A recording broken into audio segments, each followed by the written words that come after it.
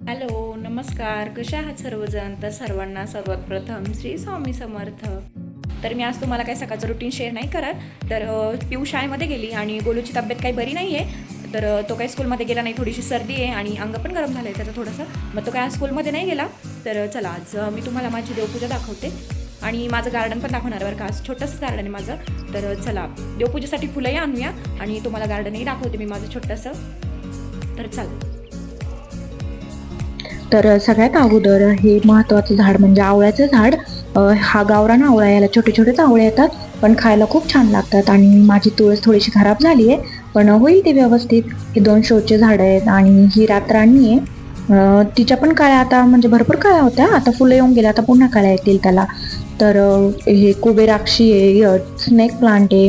परत कुंडीमध्ये जे आहे ना त्याला छोटे छोटे लाल फुलं येतात, त्यांचं नाव नाही माहिती बरं का मला. तर खाली हे आपलं कृष्ण कमळ आहे. परत रबर प्लांट आहे, कुंदा आहे. आणखी कुंदाच्या शेजारीच ब्रह्मकमळ आहे, खूप मोठं झालंय ब्रह्मकमळ पण. परत हा आहे गलांडा, गलांड्याला पण भरपूर कळ्या आल्यात. तर त्याच्याच बाजूला लाल गुलाब आहे.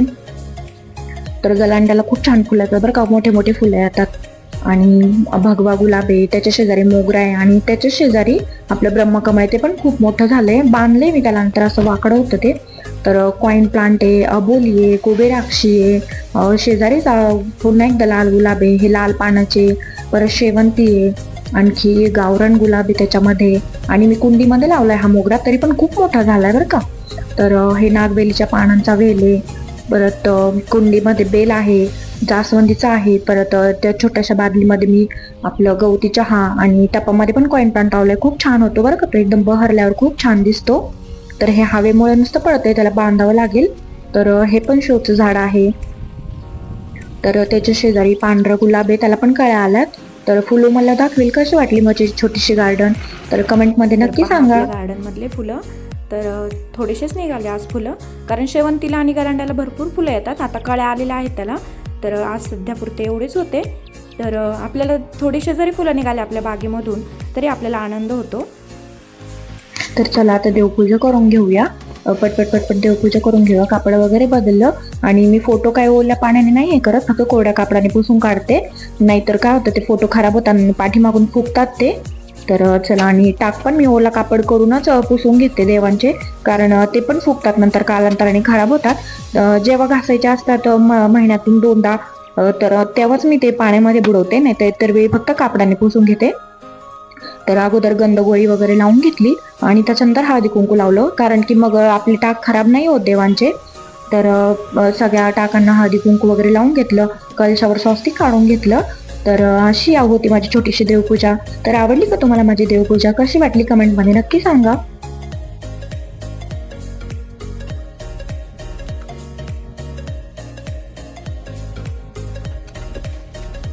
तर कसा वाटतं माझ्या देवपूजेचा फायनल लुक? आपली साधी बोळी छानशी देवपूजा. तर देवपूजेनंतर थोडासा कापूर लावला ना, कापूरदानीमध्ये इतकं छान फ्रेश वाटतं ना, एक वेगळंच पॉझिटिव्हिटी येते कापराच्या वासाने. तर कशी वाटली माझी देवपूजा? Good evening. तर निघालो तर आम्ही आता गोलूला दवाखान्यामध्ये घेऊन. तर चला.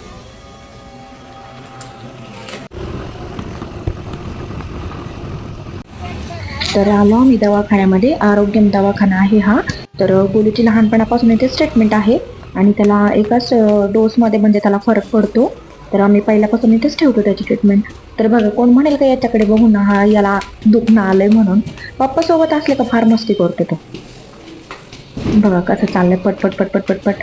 गॉगल वगैरे घालून आला का, दवाखान्यात आलं, नाव वगैरे नोंदलं, लगेच त्याची मस्ती तिथे पण चालू झाली. लगेच पळायला लागला इकडे तिकडे इकडे तिकडे.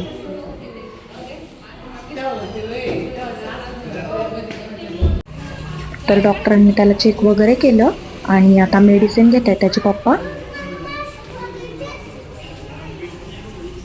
तर पलीकडे मुलांना खेळायला एक छोटासा एरिया आहे. तर खेळायला फार आवडतं बरं का आम्हाला.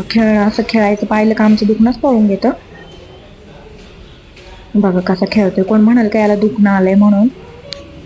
तर घरी गेले, आवरलं वगैरे आणि एका ठिकाणी मला हळदी कुंकाला जायचं होतं, तर त्याची क्लिप मी पुढे जोडलेली आहे. तर व्हिडिओ आवडला असेल तर एक लाईक करा. माझा व्हिडिओ शेवटपर्यंत पाहिल्याबद्दल धन्यवाद. भेटूया अशाच नेक्स्ट ब्लॉगमध्ये, तोपर्यंत बाय.